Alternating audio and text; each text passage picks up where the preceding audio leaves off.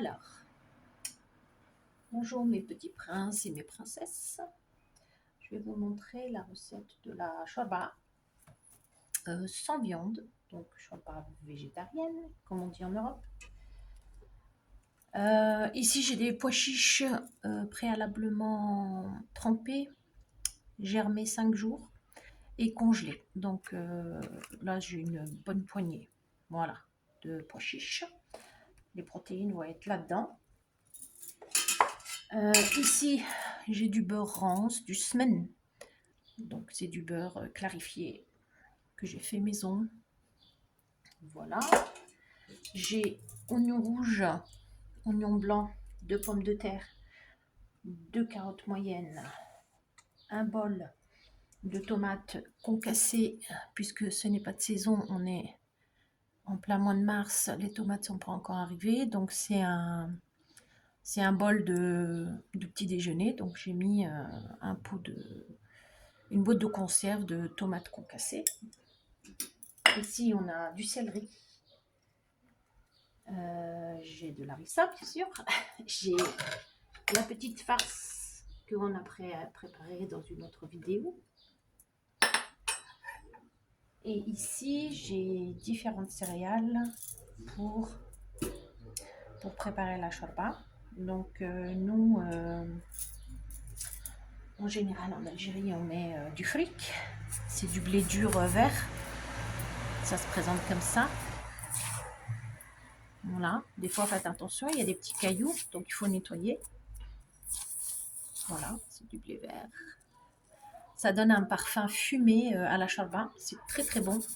On a l'impression d'avoir cuit la shorba dans une marmite en terre sur un feu de bois. Donc ça, je vais faire tremper avec de l'eau chaude. Hop.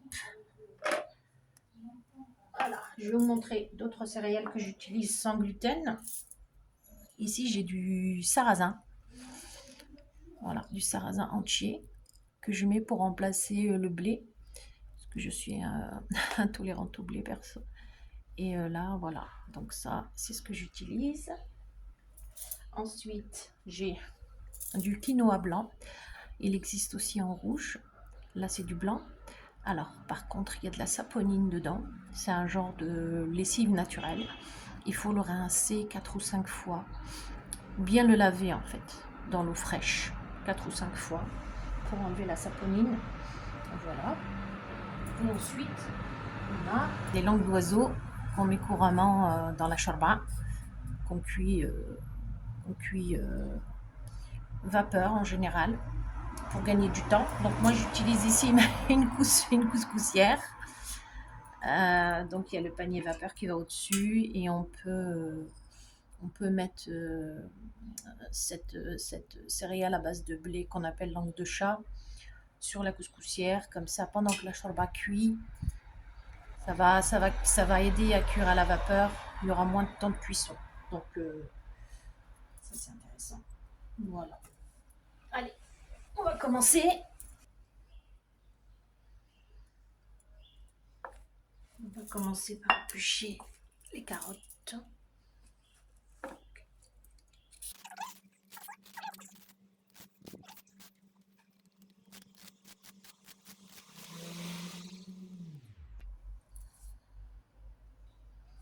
Donc ici, j'ai un mélange d'épices. Ici, j'ai de la cannelle, paprika, curcuma, clou de girofle. J'ai du safran, 2-3 tiges ici. C'est des toutes petites tiges comme ça de safran. J'en ai mis 2. J'ai quelques graines de fenouil et ici j'en ai mis 3-4, pas plus. Ça aide à la digestion, c'est tout petit comme ça. Voilà, fenouil. Et là j'ai du gingembre. Donc une cuillère à café de chaque. Ici il y a 4 épices, 2 petits clous de girofle, 4 graines de fenouil et du safran, 2-3 filets de safran. Voilà.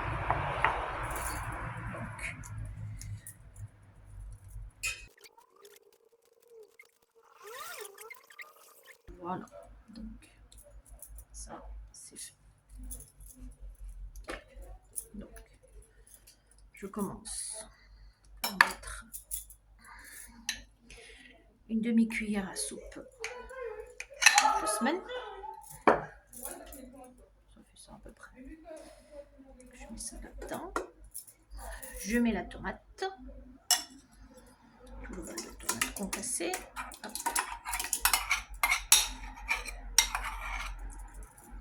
Voilà. Je mets les pois chiches. C'est notre source de protéines, les pois chiches. De la harissa. On va mettre une demi-cuillère à soupe. Voilà. Il y en a largement assez. Hop. Ça va donner beaucoup de goût. Il y a des épices dedans, agrémentées, donc ça va donner beaucoup de goût. Et ici, je rajoute mon ensemble d'épices.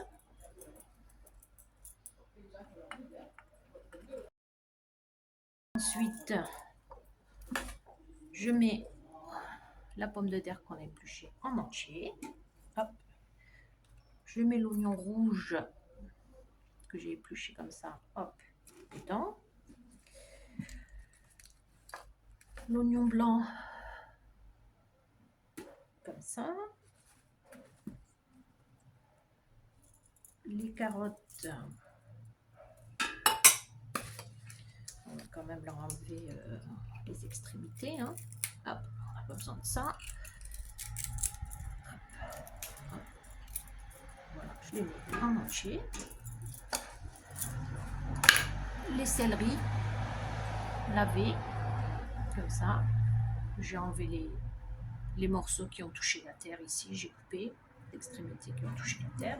Voilà, les feuilles sont propres. Je les rajoute dedans. Hop. Et on prend la préparation qu'on avait préparée dans une autre vidéo. Je viens prendre une cuillère, de préférence propre. Et là-dessus, je vais mettre une bonne cuillère à soupe, une bonne cuillère bien bombée de ma préparation. Voilà. Et j'en rajouterai une à la fin de la cuisson. Une bonne cuillère à soupe à la fin de la cuisson de cette soupe. Donc là, on va faire revenir un petit peu sur le feu avec une petite pincée de bicarbonate. Je n'ai pas rajouté de sel puisque dans la marinade il y a tout ce qu'il faut, mais si vous voulez vous pouvez rajouter du sel. Donc là on va les griller tout ça sur le feu et rajouter de l'eau chaude en couvrant bien les légumes, et ensuite je vous montrerai l'étape d'après. Voilà. Donc là on vient faire dorer la tomate. On peut mélanger comme ça en prenant la marmite, juste secouer un petit peu. Cette couscoussière là. Votre petite marmite, juste le secouer un petit peu.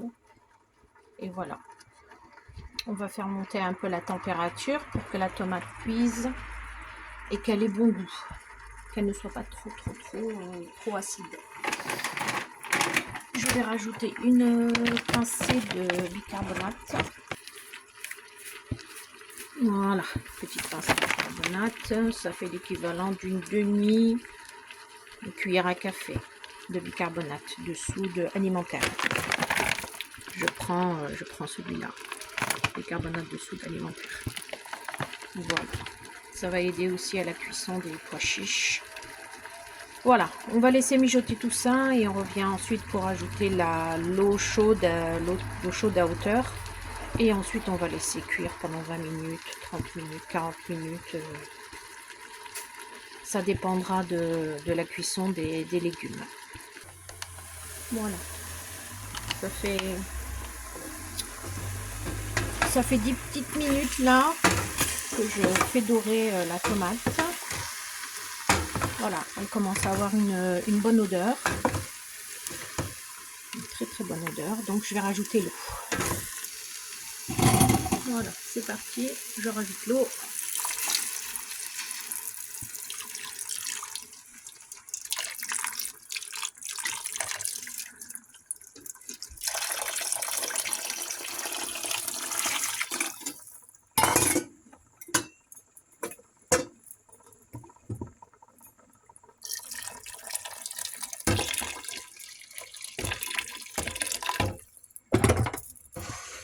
essayer de décoller avec l'eau chaude toute la tomate qui est collée là sur le bord. Oups. Voilà.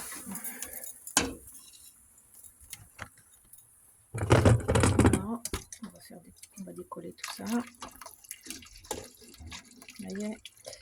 Voilà. Ça va. La marde. Il n'y a rien qui brûle. Voilà. J'ai mis l'eau aux 3/4, plus du 3/4. Donc je recouvre mes légumes. Je vais laisser cuire comme ça pendant 40 minutes encore. Et ensuite on viendra remettre la même quantité d'eau. Donc 2 grandes théières d'eau tiède ou chaude.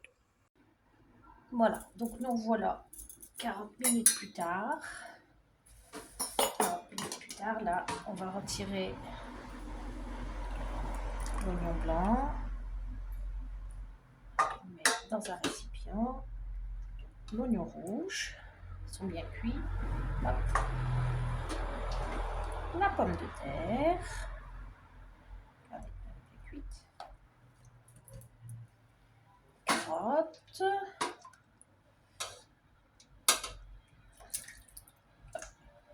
Et le céleri. Voilà, on enlève tout ça.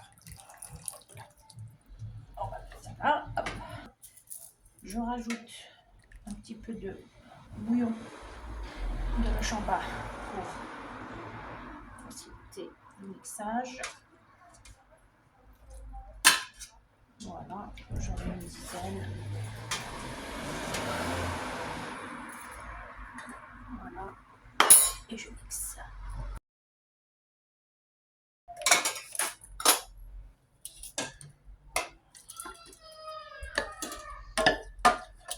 Voilà, cette étape-là, c'est parfait.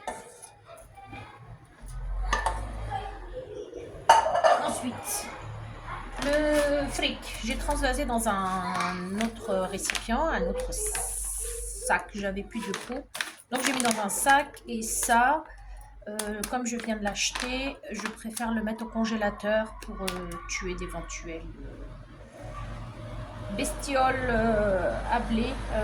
Comment ça s'appelle, les mites à céréales. Donc pour éviter, je note ça et je mets ça dans un plastique ou un sachet normal ou un bocal et je mets ça au congélateur 24 à 72 heures. Voilà. Donc le fric, je l'ai rincé une fois. Je l'ai rincé, je l'ai égoutter. On va le mettre dans notre chauffarde.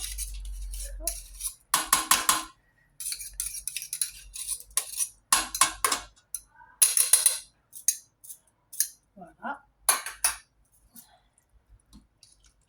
Voilà. Une fois que ça c'est fait, on va rajouter encore une cuillère de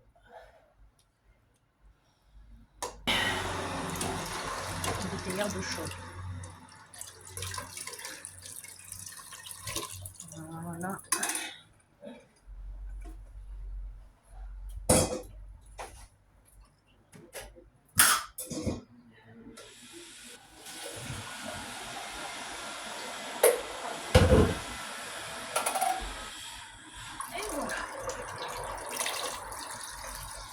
Voilà. Une fois que ça c'est fait, je remets sur le feu et je rajouterai aussi à la fin de la cuisson une cuillère à café de semaine de beurre rance dedans puisqu'il n'y a pas de viande. Donc ça va rajouter de l'arôme et puis un petit peu de gras. Le gras c'est très bon pour la santé. Voilà. Allez, mes princes et mes princesses, à bientôt. Sahafturkom. Alors, bonjour mes petits princes et princesses. Voilà, Tata Zora arrive encore avec une nouvelle recette. Une nouvelle recette algérienne pour accompagner la shorba. La recette s'appelle le kour. Elle est faite à base de... Ici, je vais vous montrer ce que j'utilise. Donc, ce sont des abats. Donc, on a 100 g de foie de volaille, 100 g de bœuf, de foie de bœuf, et 2-3 pièces de gésier de volaille. Et j'ai coupé 3 gousses d'ail en lanière, comme ça dedans. Voilà. On a un mug de semoule de blé moyenne. Donc un mug, regardez, par rapport à un mug à café, là. Semoule de blé moyenne. Ici, on a une cuillère à soupe d'huile d'olive et une cuillère à soupe d'huile de colza. En épices, je mets une cuillère à café de cumin, une cuillère à café de cannelle, une cuillère à café de gingembre. Le gingembre, c'est très bon quand vous utilisez des viandes comme la volaille. Voilà. Et je vais rajouter aussi du sel, puisque avec la semoule, ça va être un petit peu fade, donc il faut rajouter un peu de sel. Ici, j'ai un petit peu d'eau pour humidifier, pour commencer à faire mes petites boules de courre pour accompagner la shorba végétarienne. Donc, et je vais rajouter bien sûr la reine de tous les plats, hein, la petite marmelade de condiments là, coriandre, persil, poivron rouge. Regardez la vidéo de préparation. Voilà, donc on va commencer. On met la semoule. Voilà. On met les abats ici, je vous ai dit, gésier de volaille découpé en tout petits morceaux. Je me suis aidée d'un ciseau, je suis coupée avec des ciseaux. J'ai mis les deux gésiers de volaille coupés avec des ciseaux, avec le gras bien sûr, j'ai gardé le gras dessus, et 100 g de foie de bœuf. On rajoute les épices, on rajoute un petit peu de sel, donc ça fait l'équivalent d'une demi-cuillère à café de sel. Voilà, donc c'est du gros sel brut, fin.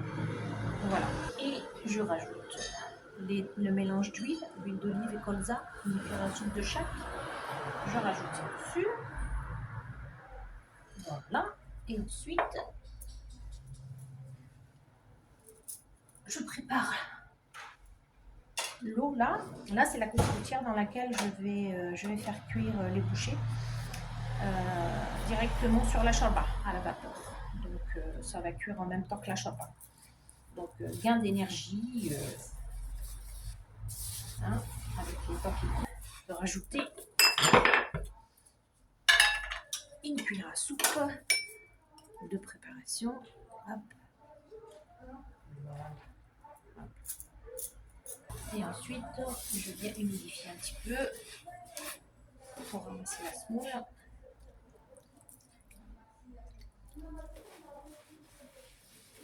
Là. Avec la cuisson à la vapeur, la semoule va gonfler et elle va bien enrober les abats. Ça va être très très bon. Et le cumin que j'ai mis, ça va donner beaucoup de goût. Le gingembre, ça va camoufler un petit peu le goût des abats parce que c'est un parfum assez fort.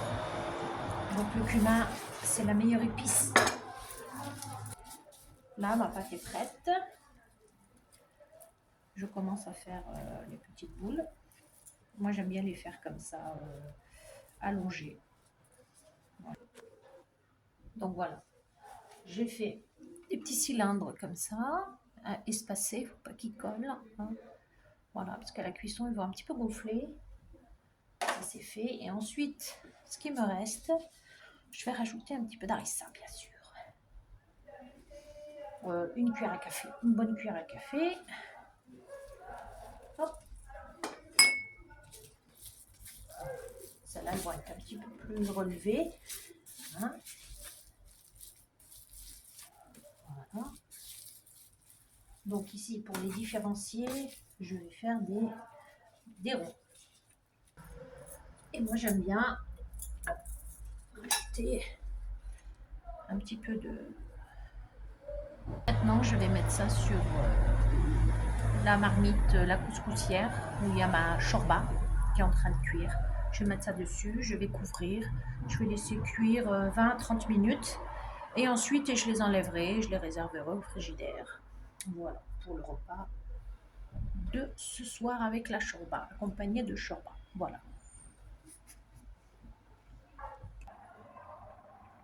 Donc voilà, les cours sont en train de cuire sur la shorba.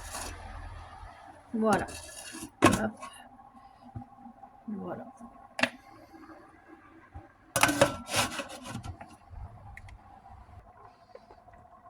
Allez, Boussa, mes princes et mes princesses.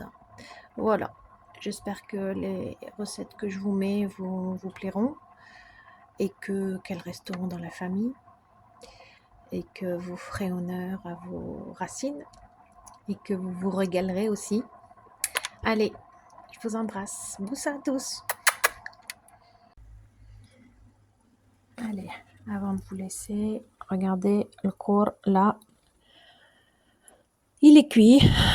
Il a bien explosé. Voilà. Allez, je vous embrasse. Boussa boussa, mes princes et mes princesses. ها هو le service. Shorba, bismen, un petit zeste de citron, un petit peu de cour, accompagné d'un petit thé à la menthe, aromatisé clou de girofle, cannelle, comme le fait mamie. Voilà mes petits princes et princesses. Tahaftourkoum, boussa.